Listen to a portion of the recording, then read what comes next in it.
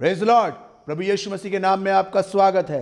जिस प्रकार दूसरा करंथियों 12वां अध्याय और उसकी 9वीं आयत में लिखा है कि मेरा अनुग्रह तेरे लिए बहुत है। यकीनन परमेश्वर बहुत बरकत की बात मुझसे और आपसे कह रहा है और इसी बात पे आधारित होकर ग्रेस ऑफ गॉड प्रोग्राम बनाया गया है और उसमें आपका स्वागत करते हैं कि आप परमेश्वर के अनुग्रह से भरे जाएं जो बहुतायत के द्वारा आपके लिए रखा गया है। बड़े विश्वास के साथ आप इस प्रोग्राम को देखिए और बहुत विश्वास और उम्मीद के साथ परमेश्वर के वचन और गीतों के द्वारा आशीषों को प्राप्त करिए। स्वागत है आपका ग्रेस ऑफ गॉड प्रोग्राम में। God bless you.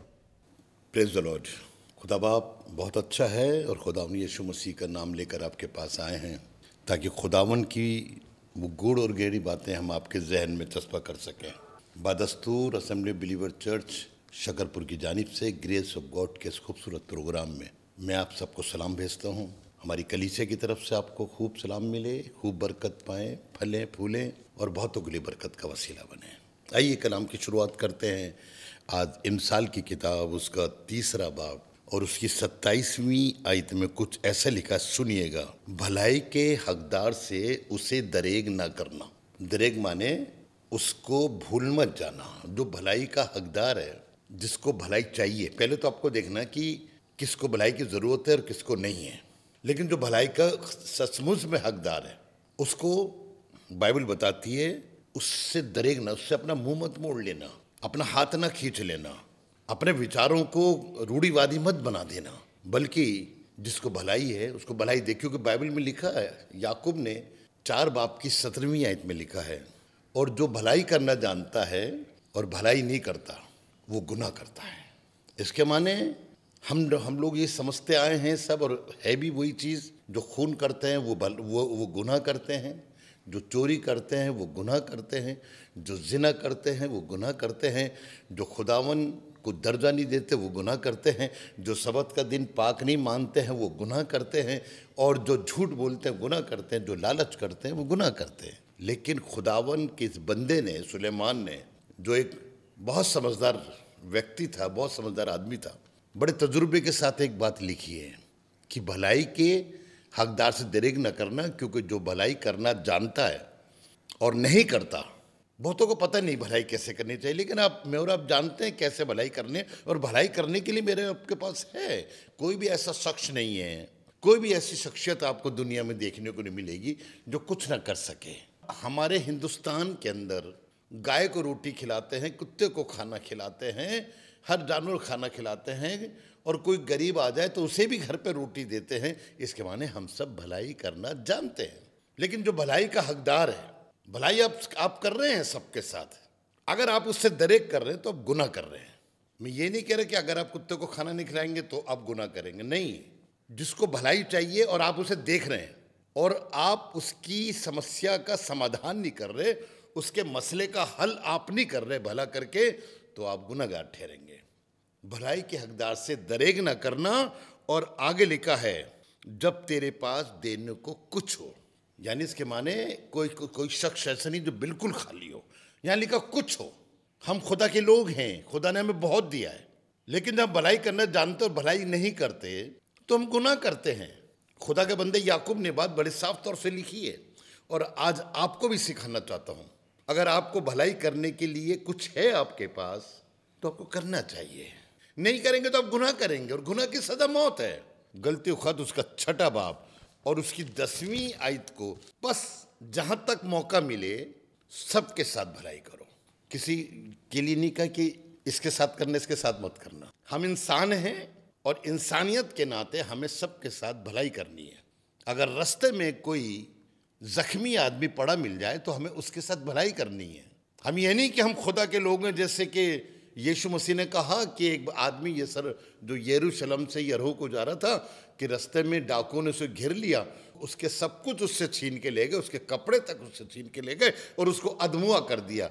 तो एक काहिन निकला, वो भी उसको देख के कतरा के चला गया। लावी निकला, वो भी चला गया, जबकि वो भलाई कर सकते थे। लेकिन एक बाइबल ने कहा सामरी आदमी आया और उसने उस आदमी के साथ भलाई करी। खुदा बाप ऐसी शख्सियत की जरूरत है। और बाइबल बताती है, बस जहां तक मौका मिले सबके साथ भलाई करें, खासकर अहले ईमान के साथ। जिसका ईमान और मेरा, आपका ईमान और मेरा ईमान एक साथ, तो मेरा फर्ज और आपका फर्ज है कि हम एक दूसरे के साथ भलाई करें। अगर हम किसी का बुरा होता हुआ देख रहे हैं तो उसका उस बुरे को भलाई में बदलने की कोशिश करें। गलती यही करते हैं कि हम देखते हैं कि मेरे को इसका भला करना है, हम उसका भला नहीं करते हैं। खुदा बाप आपकी जिंदगी से तो यही तो चाहता है कि आप भला करें, और जब आप भला करेंगे तो आपकी जिंदगी बरकत पाएगी। देखिएगा, मैं आपको एक जगह लेके चलूं।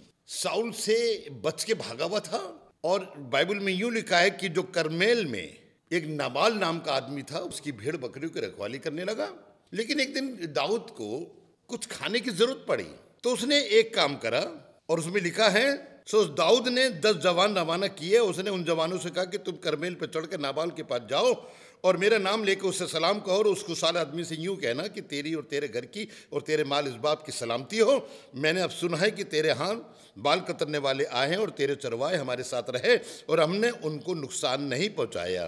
बड़ी ध्यान सुनिएगा, ये खुदा का बंदा दाऊद अपने 10 मुलाजिमों को नाबाल के पास भेज रहा है और उसको सारी तफसीर बताई, ऐसा ऐसा ऐसा कहना, और लिखा नुकसान नहीं पहुंचाया, और जब तक वो करमेल में हमारे साथ रहे उनकी कोई चीज़ खोई भी नहीं। यानी इन्होंने उनकी हिफाजत करी, रखवाली करी, दुश्मनों से बचाया, जानवरों से बचाया। ये एक भलाई थी जो दाऊद कर रहा था, जबकि नाबाल शायद उससे नहीं मिला होगा, क्योंकि आगे की बातों में ऐसे ही लग रहा है।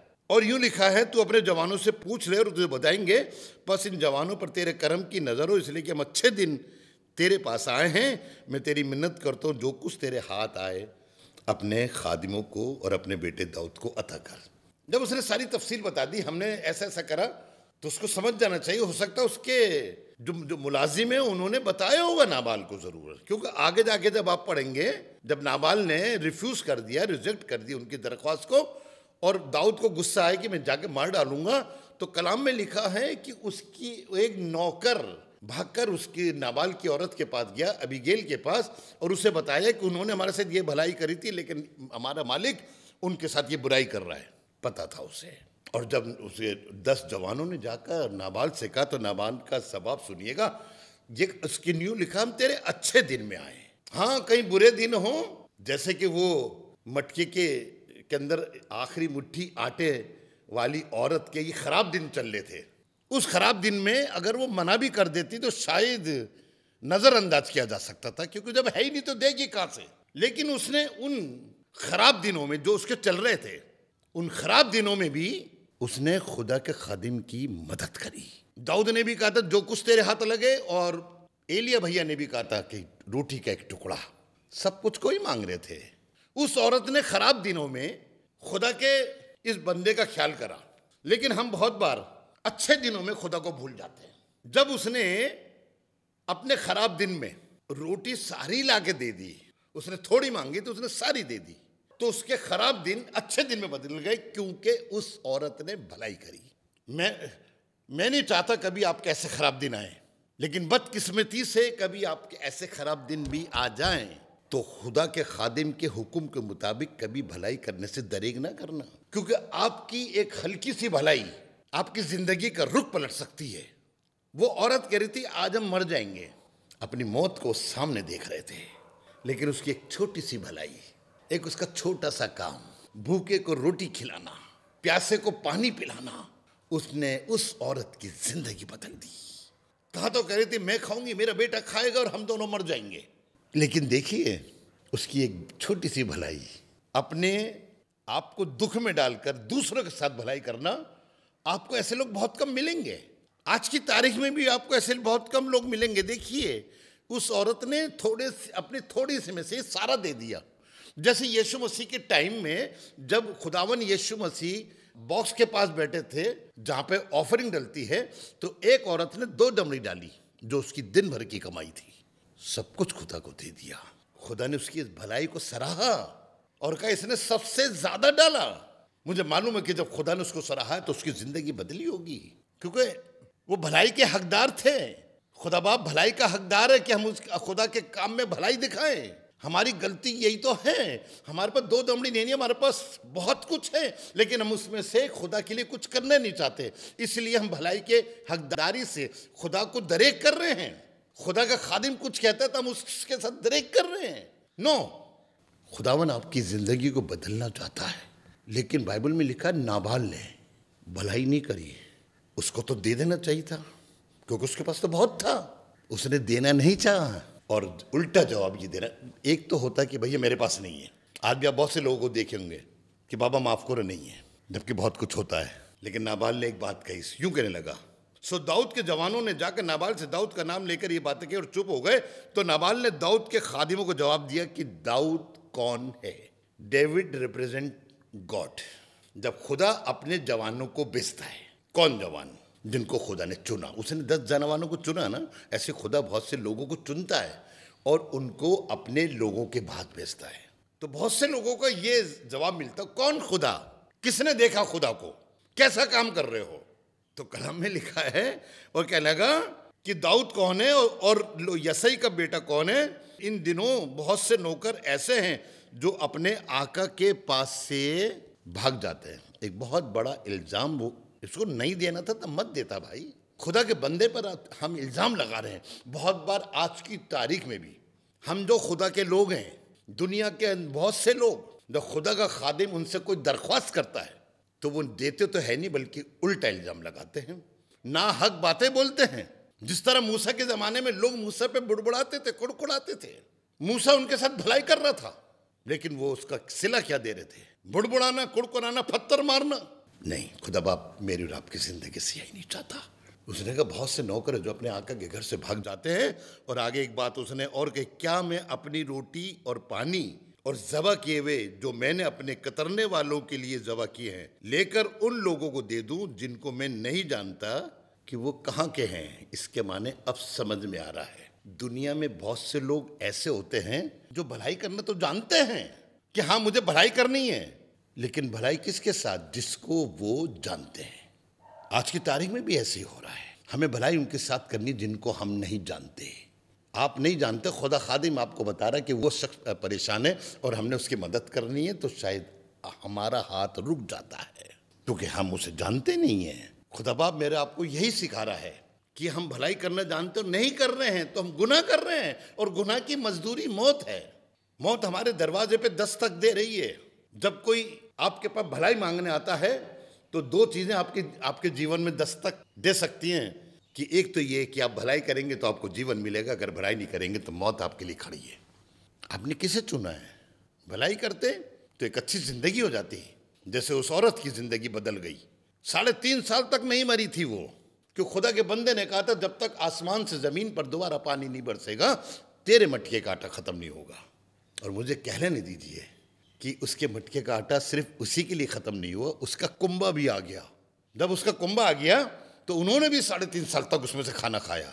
जब आप किसी के साथ भलाई करते हैं ना, बड़े ध्यान से सुनिएगा, जब आप किसी के साथ भलाई करते हैं तो सिर्फ आपका ही भला नहीं होता, आपका ही भला नहीं होता, बल्कि आपसे जुड़े हुए लोग जो पास के रिश्तेदार हैं या दूर के रिश्तेदार हैं, उन सबका भला होता है। उस औरत के जो कुंबे वाले थे, जो जब उसके पास रोटी नहीं रही तो छोड़ के भाग गए थे, क्योंकि उन्हें मालूम था अगर हम भी यहाँ रहेंगे तो मर जाएंगे। लेकिन जब उन्होंने सुना कि उसके यहाँ रोटी है तो वो आ गए। 3.5 साल तक उन लोगों ने भी रोटी खाई। आपकी छोटी सी भलाई, आपका सा हल्का सा भला करना आपके नहीं, आपके पूरे खानदान की जिंदगी बदलता है। देखिएगा, दाऊद कह रहा था ज़बूर की किताब के 37वें बाब की 25वीं आयत में, मैं बचपन से लेकर बुढ़ापे तक, कह रहा मैं पहले बच्चा था, जवान था, बुढ़ा हो गया हूँ, मैं ये देखते आया हूँ कि खुदा ने किसी धर्मी को बेकस, हिंदी में लिखा किसी धर्मी को त्यागा हुआ, सादिक को बेकस और धर्मी को त्यागा हुआ। धर्मी कौन? जो दूसरे के साथ भलाई करता है। वो औरत इनडायरेक्टली धर्मी बन गई क्योंकि उसने खुदा के खादिम के साथ भलाई करी। आपकी हल्की सी भलाई आपकी जिंदगी बदल देती है, आपका रहन सहन बदल देती है, आपका स्टैंडर्ड बदल देती है, आपका स्टेटस बदल देती है। देखिए, जब यीशु मसीह दुनिया में चल रहे थे तो कलाम में लिखा है यीशु मसीह जब तक दुनिया में रहे 3.5 साल तक खुदा की खिदमत करी, खुदा के नाम को बढ़ाया, तो लिखा उन्होंने भला करा। आप पढ़ लीजिएगा, कहीं पे ये नहीं लिखा खुदा ने उसके साथ बुरा करा। यहूदा इस्करियोती को जानता था ये मुझे पकड़वाएगा। देखिए, अगर आपको मालूम हो जाए ये आदमी मुझे जान से मारने को है तो आप क्या करेंगे? यीशु मसीह ने कहा बेटा जो कुछ करना जल्दी कर ले। और एक लाइन बोली, काश ये वाला आदमी पैदा ही ना होता। यीशु मसीह ने भलाई करी, लेकिन एक दिन यीशु मसीह के साथ किसी ने भलाई करी। देखिए, खाना तो सभी खिलाते थे उसे, उसके कदमों पे सब बैठ जाते थे। लेकिन एक दिन जब वो शमौन कोड़ी के घर पे खाना खा रहा था तो एक बदचलन औरत आई और जटामासी का इतर संगे मरमर के पात्र में रख के लाई। तो देखिए उसकी भलाई को काउंट करिएगा। पहले तो उसके पाँव के पास बैठ गई, उसके अपने आंसुओं से उसके पाँव भिगो दिए, अपने बालों से उसके पाँव पोंछे, और दूसरा बड़ा काम वो जटामासी के इतर जिसके लिए वो यहूदा स्क्रूती और शमौन कोड़ी कह रहे थे तो 200 दिनार में बिक सकता था, ये तो काफ़ी महंगा है और इससे गरीबों की मदद होती। लेकिन उस औरत ने वो कीमती चीज़ यीशु मसीह को पर उंडेल दी।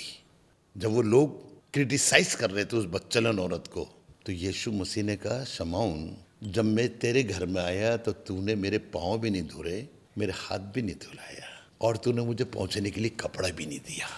लेकिन इस औरत ने मेरे लिए ये करा, और आगे लिखा, इसने मेरे साथ भलाई करी। उस औरत को क्या पता था कि मैं ये करूँगी तो ऐसा होगा? वो तो अपने पापों को मानने आई थी, यीशु मसीह से कहने आई थी मैं ऐसी ऐसी ऐसी हूँ। लेकिन कलाम में देखिए उसकी ये हल्की सी भलाई जो यीशु मसीह ने खुद फरमाया कि इसने मेरे साथ भलाई करी है, तो कलाम में लिखा उसकी ज़िंदगी बदल गई। यीशु मसीह ने कहा, जहाँ जहाँ मेरे नाम का प्रचार होगा इस औरत का भी जिक्र किया जाएगा। आपकी एक भलाई आपका रास्ता बदल सकती है। आपकी एक भलाई दाऊद की तरह आपकी ज़िंदगी बदल सकती है। दाऊद ने साउल के साथ भलाई करी थी, एक बार नहीं 2 बार भलाई करी थी। कैसे? जब वो गार में छुपा बैठा था और साउल आया था फरागत करने, तो चाहता था उसी टाइम उसको मार देता, जबकि उसके दोस्त अजीज कह रहे थे, आज तेरा दुश्मन तेरे हाथ में आ गया। लेकिन उसने कहा, नहीं नहीं, मैं खुदा के मंसूबे पर हाथ नहीं उठाऊंगा, और उसका दामन में से कुछ काट लिया। और जब साउल बाहर गया दूर, तो पीछे से उसने आवाज लगा के कहा, साउल को बताया कि आज तू मेरे हाथ में आ गया था, लेकिन मैंने तेरे को नहीं मारा, देख तेरा दामन का ही टुकड़ा। ये भलाई उसने करी थी। साउल अचंभित रह गया कि ऐसा कैसे हो गया। दूसरी भलाई, जब वो दाऊद को ढूंढ रहे थे और साउल सो रहा था, नेजा उसके पास लगा था, तब भी मौका था, दाऊद चाहता तो उसको मार देता, लेकिन उसने उसको नहीं मारा।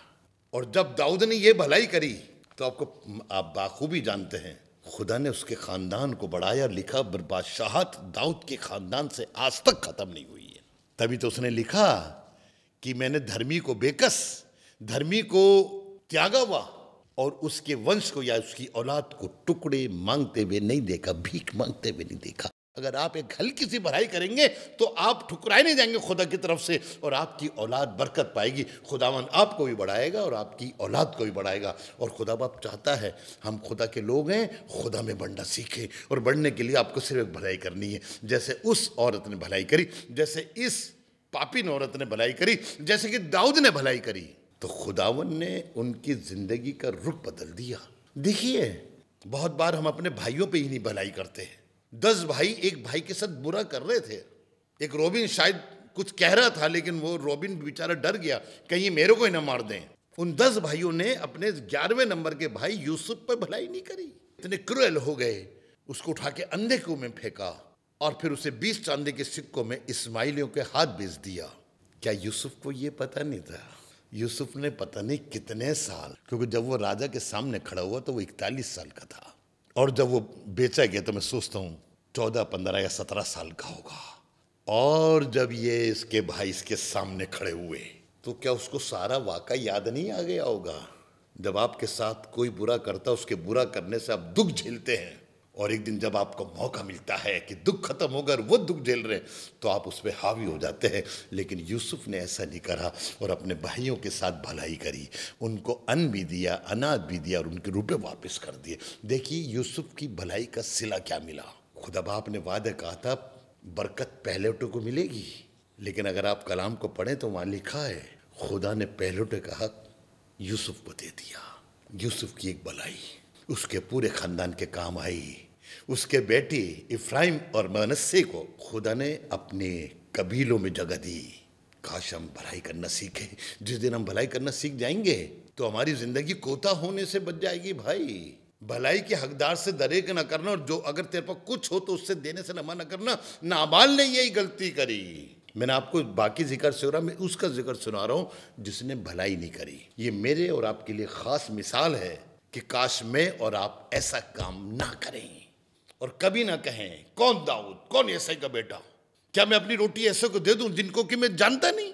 खुदा का बंदा आपसे दरख्वास्त कर रहा है, अगर खुदा खादिम आपसे पुलपिट पर खड़े होकर आपके घर पर आके आपसे बताए कि हमने ऐसा करना है और आप कर सकते हैं और आप नहीं कर रहे तो आप गुनाह कर रहे हैं। और जब नाबाल ने ये करा तो कलाम में लिखा है, देखिए आगे जब आप आएंगे, हालेलुया, और लिखा है कि वो अपने घर में आकर अय्याशी करी। इसके बाद नहीं, इसके माने में था वो शराब पी रहा था, नशे में था और एक औरत की आगोश में लेटा था।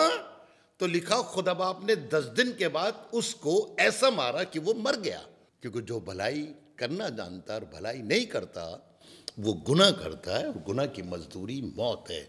नाबाल 10 दिन के बाद मर गया, लेकिन जब इसकी बीवी ने सुना, एक नौकर ने आके सारा किस्सा बयां करा, तो उस औरत ने फुर्ती करी और जल्दी से उसने तो कुछ खाना मांगा था, लेकिन उसने, आप देखिए तो उसने मालूम क्या क्या करा। तो यूं लिखा है, तब एबीगेल ने जल्दी की और 200 रोटियां और में के 2 मशकीज़े और 5 पकी पकाई भेड़ें और भुने हुए अनाज के 5 पैमाने और किशमिश के 100 खोशे और अंजीर की 200 टिक्कियां साथ लीं और उनको गधे पर लाद लिया और अपने चाकरों से कहा कि तुम मुझसे आगे जाओ, देखो मैं तुम्हारे पीछे पीछे आती हूँ। इस औरत ने भलाई करी तो मालूम क्या दर्जा मिला, वो दाऊद की औरत कहलाई गई। जब वो आदमी मर गया तो उस दाऊद ने उस औरत के साथ ब्याह कर लिया, क्योंकि उसने भला करा। अगर आप भी भला करेंगे तो हम भी यीशु मसीह की दुल्हन बन सकते हैं। इसलिए आप भलाई करना सीखिए खुदा के लोगों के साथ, क्योंकि कलाम में यीशु मसीह ने कहा है, मैं भूखा था, प्यासा था, नंगा था, बेघर था, कैद में था, बीमार था, तुमने खाना खिलाया, पानी पिलाया, कपड़े पिलाए, मेरी सुधी ली, मुझे अपने घर में उतारा और मुझे देखने आए। तो लोग कहेंगे कब? कलाम में लिखा है, तुमने इन छोटों के साथ करा तो तुमने मेरे साथ करा। आज आप देखिए आप किसके साथ भलाई कर रहे हैं। भलाई करना मेरे और आपके लिए लाजिम है।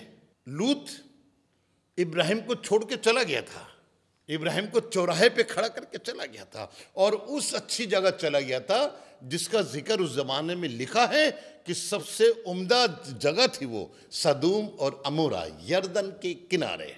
लेकिन फिर भी इब्राहिम ने लूत के लिए भलाई सोची।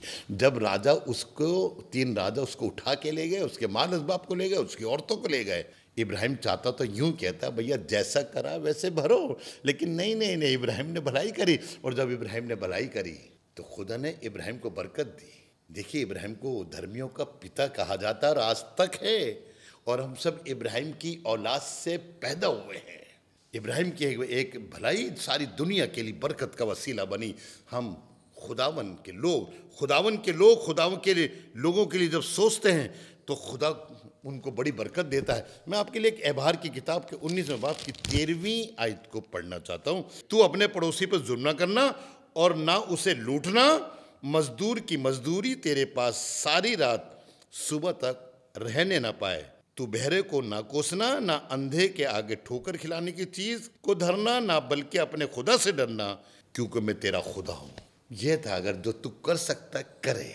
दुनिया में आज के लोग शायद इस बात को भूल जाते हैं कि जो हमें करना चाहिए हम नहीं कर पा रहे हैं। खुदा बाप ने इब्रानियों की खत में जब पौलुस रसूल इब्री कलीसिया को बता रहे थे 13 बाब और उसका 16वीं आयत में ऐसा लिखा, सुनिएगा, और भलाई करना और सखावत करना कभी ना भूलो, इसलिए कि खुदावन को ऐसी कुर्बानियों से खुश होता है। अगर आप खुदा को खुश करना चाहते हैं, बहुत सी बातों में एक चीज है, खुदावन उनसे खुश होता है जो भलाई करना जानते हैं, जो सखावत करना जानते हैं। सखावत के लिए कभी आपको बताएंगे, लेकिन भलाई के लिए आज बता रहा हूं। तो खुदा बाप आपसे खुश होगा कि अगर आप भलाई करना जानते हैं और कर रहे हैं। एक तो ये कि आप भलाई करना जानते ही नहीं, आपको पता ही नहीं है, लेकिन आपने खुदावन की कौम में जन्म लिया और आपको पता है कि भलाई कैसे करी जाती है। आपने बाइबल को पढ़ा है, आपने खुदा खादिमों से सुना है और रोजाना सुनते हैं कि ऐसा हुआ। आज जैसे कि कोरोना की बीमारी फैली हुई है और हर लोग भलाई करने पे लगाए, तो मेरा और आपका भी जाती फर्ज है कि हम लोगों के साथ भला करें। घर में दुबक्के ना बैठ जाएं। अगर किसी को आपकी दुआ की जरूरत हो तो आप उसके पास जाकर उसके लिए दुआ करें, ये एक भलाई है। आप जाकर उसको खुदा का नाम बताएं, सिर्फ आज की तारीख में हाँ हमारे पास बहुत सी ऐसी चीज़ें हासिल हो गई हैं जिसके ज़रिए से हम लोगों को वहाँ ना जाकर ये बहुत कुछ कह सकते हैं, लेकिन ये भलाई करना नहीं हो, क्या पता उसको किस चीज़ की ज़रूरत है, आपको टेलीफोन पर मालूम नहीं पड़ रहा है। इसलिए लिखा है भलाई और सखावत करना ना भूलो, इसलिए खुदावन ऐसी कुर्बानी से खुश होता है। और जब खुदावन किसी से खुश होता है तो उसको अपने पास बिठाता है। हनूक के लिए लिखा है कि वो ईमान लाया, खुदा खुश हुआ। इसी तरह जब आप भलाई करते हैं तो खुदा खुश होता है। यूसुफ ने भलाई करी तो खुदा खुश हुआ, दाऊद ने भलाई करी तो खुदा खुश हुआ, उस पापिन औरत ने भलाई करी तो खुदा खुश हुआ, उस एक मुट्ठी वाली आटे के औरत ने भलाई करी, खुदा उससे खुश हुआ। अगर आप खुदा को खुश करना चाहते हैं, खुदावन हजारों रुपए से, लाखों रुपए से खुश नहीं होता है। सिर्फ खुदा इसलिए खुश होता है कि तुम किसी के साथ भलाई करो। ये देख के मत भलाई करो कि वो मेरा अपना है या पराया है। सिर्फ उसको भलाई की ज़रूरत है, आप उसके साथ भलाई करना सीखें। जब आप भलाई करेंगे तो खुदा बाप आपको सरफराज करेगा, आपको सरफराज करेगा, आपकी ज़िंदगी बदल देगा, आपको ऊंचाई के स्थान पर बिठाएगा। देखिए दाऊद का दुश्मन साउल, मैं आपको ले चलूँ पहले सैमुएल में, दूसरे सैमुएल में, और उसके 9वें बाब में आपको लेके चलता हूँ तो आपको पढ़ के अच्छा लगेगा। सब मर गए, साउल का सारा खानदान खत्म हो गया। अब दाऊद को राजा बना दिया, जबकि साउल के खानदान में से किसी को बनना चाहिए था। खुदा ने दाऊद को राजा बनाया। सैमुएल से कहा जाकर दाऊद को अभिषेक कर दे, दाऊद को ममसा कर, वो राजा बन गया। और जब दाऊद तख्त पे बैठा, बड़ी एक अच्छी सटीक बात बताना चाहता हूँ। फिर दाऊद ने कहा क्या साउल के घराने में से कोई बाकी है जिस पर मैं योनातान की खातिर मेहरबानी करूँ? बताइए, योनातान के बाप ने दाऊद की जिंदगी को जहन्नुम बना दिया। और दाऊद की जिंदगी ऐसी हो गई थी कि वो एक राजा के आगे तो पागल बन के एक्टिंग कर रहा था। पहाड़ों में और वो गारों में छुपा फिरता था। साउल ढूंढ रहा था कि मार डालूं, मार डालूं, मार डालूं। लेकिन जब सब कुछ खत्म हो गया तो दाऊद तख्त पे बैठ कर कह रहा है, क्या साउल के घराने में से कोई बाकी है जिस पर मैं खुदा किसी मेहरबानी दिखा सकूं? देखिए, बात यहीं ख़त्म नहीं होती है। और आगे जब आप पढ़ेंगे तो साउल के ख़ानदान में से एक खादिम जिसका नाम जीबा था, उसे दाऊद के पास बुला लाए। और बादशाह ने उससे कहा, क्या तू जीबा है? उसने कहा, हाँ मैं तेरा बंदा वही हूँ। तब बादशाह ने उससे कहा कि साउल के घराने में से कोई नहीं रहा ताकि मैं उस पर खुदा किसी मेहरबानी करूँ। ये भलाई करना जानता, तो कोई बच गया तो भलाई दिखाऊं। तो जीबा ने बादशाह कहा कि योनातान का एक बेटा रह गया है जो लंगड़ा है। तब बादशाह ने उससे पूछा वो कहाँ है? तो जीबा ने बादशाह को जवाब दिया, देख वो तो लूदबार में अमीएल के बेटे यकीबेर के घर में रहता है। सो दाऊद बादशाह ने लोग भेजकर लूदबार से अमीएल के बेटे बकीर के घराने में से उसको बुला लिया। और साउल के बेटे योनातान का बेटा मफूबूसियत दाऊद के पास आया और उसने मुंह के बल गिर कर उसको सजदा किया। तब दाऊद ने मफूबूसियत से कहा, मफूबूसियत, उसने जवाब दिया, तेरा बंदा खातिर हाजिर है। दाऊद ने उससे कहा, मत डर, क्योंकि मैं तेरे बाप को योनातान की खातिर जरूर तुझ पर मेहरबानी करूंगा और तेरे बाप साउल की सारी जमीन तुझे फेर दूंगा और तू हमेशा मेरे दस्तरख्वान पर खाना खाई। देखिए कितनी बड़ी भलाई, जो रोटी के लिए मदहस था, जो पाँव से चलने है। आपको ये प्रोग्राम पसंद आया होगा और आपने वचनों के द्वारा आशीष पाई होगी। अगर आपके पास कोई समस्या है, अगर आप प्रार्थना कराना चाहते हैं तो यहाँ पे हमारा नंबर स्क्रॉल हो रहा है। आप हमें से किसी से भी संपर्क कर सकते हैं, हमें ईमेल आईडी के द्वारा संपर्क कर सकते हैं। और यकीन जानिए, अगर आप विश्वास के द्वारा प्रार्थना करवाएंगे तो परमेश्वर आपकी प्रार्थनाओं को सुनकर और आपको चंगाई देगा और आपको आजाद करेगा। विश्वास रखिए, फोन करिए, प्रार्थना कराइए और प्रभु आपको आशीष दे। God bless you.